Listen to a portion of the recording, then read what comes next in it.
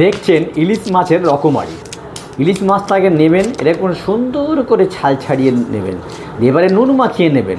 নুন মাখিয়ে নিয়ে সুন্দর করে এরকম কেটে কেটে দেবেন, দিয়ে একটু নুন হলুদ দেবেন, দিয়ে সুন্দর করে ভাজবেন, মচমচে করে ভাজবেন।